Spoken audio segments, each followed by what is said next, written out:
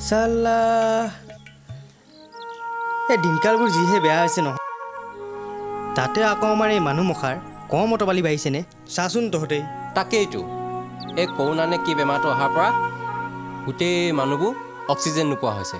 আৰু অক্সিজেন আনিবলগীয়া হৈছে সৌ সুদূৰ বিলাতৰ দেশৰ পৰা আমিনো নপঢ়া নুশুনা মানুহ কি ডাল আভাৱ পাওঁ এনেই এলেঙে এলেঙে কথাষাৰ শুনিছোঁ আৰু হয় বা নহয় নকৰি নোৱাৰি বুজিছ এই মৰা সবাই গোটেই গছ গছনি কাটি বৰবাদ কৰিছে এতিয়া পাইছেনো মজাটো হ'লেও এটা কথা আমাৰ গাঁৱৰ ৰঙাই বুঢ়া নিচিনা গছ গছনি ভাল পোৱা মানুহ এতিয়াও বহুত আছে থাকিলেনো কি হ'ব আজিৰ দিনৰ ভাল মানুহ কিবা মান আছে জানো নাই নহয় মান থাকিলেও কি হ'ব আমাৰ এই লোভিয়া খোপাৰ পৰা জানো কিবা তৎ পাব হে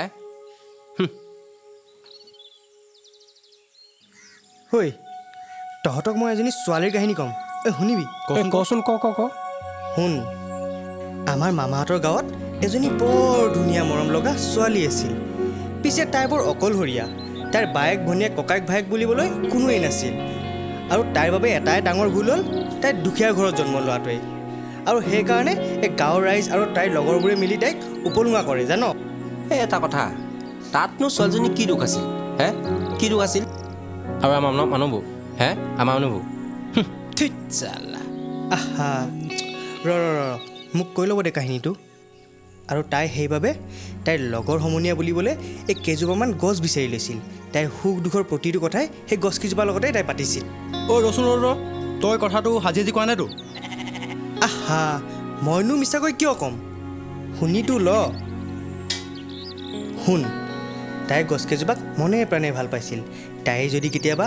দুখ লাগে তাই সেই গছকেইজোপাৰ ওচৰলৈ দৌৰি দৌৰি আহে আৰু গছকেইজোপাক সাৱৰি ধৰি তাই কান্দিছিল আৰু তাই যেতিয়া সুখ হয় বা তাই সুখী হয় তেতিয়া সেই গছকেইজোপাৰ লগতে তাইৰ সুখবোৰ বিলাই দিছিল তাইৰ প্ৰতিটো মুহূৰ্তৰ প্ৰতিটো দিনেই সেই গছকেইজোপাৰ লগতে তাইৰ দিনবোৰ পাৰ কৰিছিল আৰু তাইৰ সুখ দুখৰ লগৰ বুলিবলৈ সেই গছকেইজোপাই আছিল তহঁতি কথা এটা মন কৰিছনে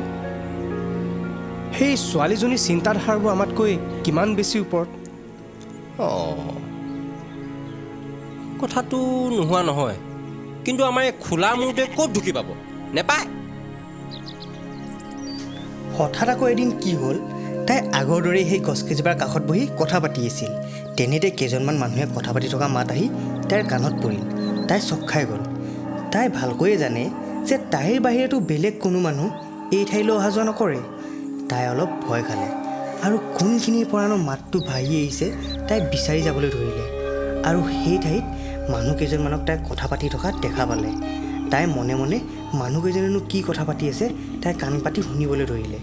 আৰু তাই যেতিয়া কথাবোৰ শুনিলে আৰু সেই কথাবোৰ শুনি তাইৰ চকুৰ পৰা কেতিয়া চকুৰ পানী ওলাই গ'ল তাই গমেই নেপালে আৰু যে সেই মানুহকেইজনে তাইৰ অতি মৰমৰ গছকেইজোপাক যে কাটিবলৈ আহিছে সেই কথাষাৰ তাই গম পাই ভাঙি পৰিল আৰু তাই ভয়ত কি কৰিম কি নকৰিম ভাবি উপায় নাপায় তাই কান্দি কান্দি সেই মানুহকেইজনৰ ওচৰলৈ দৌৰি দৌৰি যায় আৰু মানুহকেইজনক হাতে ভৰিয়ে ধৰি কাকুনি মিনতি কৰিবলৈ ধৰে কিন্তু কি হ'ব সেই মানুহকেইজনে তাইৰ অকণো কথাই নুশুনে তাই একো এটা কথা নুশুনি তাইক সেই ঠাইডোখৰৰ পৰা আঁতৰাই পঠিয়ায় কিন্তু তাই হাৰ মানি নাযায় তাই আকৌ সিহঁতক গছকেইজোপা নাকাটিবলৈ তাইক সিহঁতক অনুৰোধ কৰে কিন্তু সিহঁতে ক'ত শুনিব নুশুনে হেৰৌ শুনিবনো কিয় শুনিবনো কিয় সেই পাখণ্ডকেইটাই লোভৰ বাদে একো দেখি নাপায় ঐ ইহঁত মানুহ নহয় বুজিছ নাই গৰু এচব গৰু কিন্তু আচৰিত কথা কি জান ইমানবোৰ হোৱাৰ পাছতো তাই সেই গছকেইজোপাৰ কাষৰ পৰা আঁতৰি নাহিল বহু পৰলৈকে সেই গছকেইজোপাৰ কাষতে বহি তাই কান্দি থাকিল জান সেই সময়তে আকৌ সেই ঠাইৰ মালিকজনে তেওঁৰ বন্ধু ৰাতুলক সেই ঠাইত থকা গছবোৰ কাটি চফা কৰিব দিছিল সেইমতে আকৌ ৰাতুলে লগোৱা মানুহকেইজনে কাম কৰিছেনে চাবলৈ আহি দেখে যে তাত এজনী ছোৱালীয়ে বহি কান্দি আছে আৰু সি দেখি আচৰিত হয় আৰু সি বহুত দেৰিলৈকে ৰৈ সেই ছোৱালীজনীক চাই থাকিল কিন্তু ছোৱালীজনীয়ে কন্দা বন্ধ নকৰিলে আৰু সেইবাবে সি সেই বেচেৰী ছোৱালীজনীয়ে তাত বহি বহি কিয়নো কান্দি আছে সুধিবলৈ বুলি তাইৰ ওচৰলৈ গ'ল আৰু তেতিয়া তাই সুধিলে ভণ্টি কি হৈছে তোমাৰ কিয় এনেকৈ ইয়াত বহি কান্দি আছা আৰু তেতিয়া তাই তাৰ মুখলৈ চায় আকৌ সেই মানুহকেইটালৈও চায় তাই চাই তাক সকলো কথাই ভাঙি পাতি বুজাই কয় যে ইয়াত থকা গছবোৰ আপুনি নাকাটিব। তেতিয়া সি সকলো কথাই বুজি পায়, চিন্তা কৰি তাইক কথা দিয়ে যে ইয়াত থকা এজোপাও গছ আমি নাকাটোঁ আৰু তুমি নিশ্চিন্ত মনে থাকা। আৰু সেই বুলি কৈ সি হাত বাউলি তাত দূৰত ৰৈ থকা মানুহ দুজনক মাতে আৰু মানুহকেইজনেও দৌৰি দৌৰি তাৰ ওচৰলৈ আহে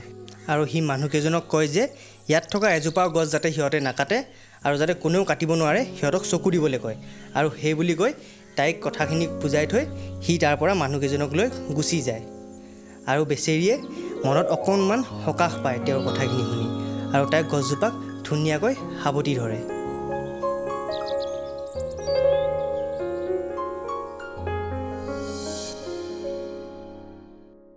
হেল্ল',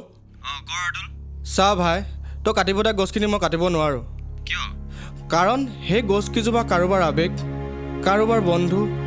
আৰু কাৰোবাৰ জীৱনৰ সুখ দুখৰ লগৰী। গতিকে সেই গছকেইজোপা কাটি কিনে মই জীৱনত উদ্ধাৰিব নোৱাৰোঁ, পাপ কৰিব নোৱাৰোঁ। গতিকে তই বেয়া নাপাবি, হ'ব দে।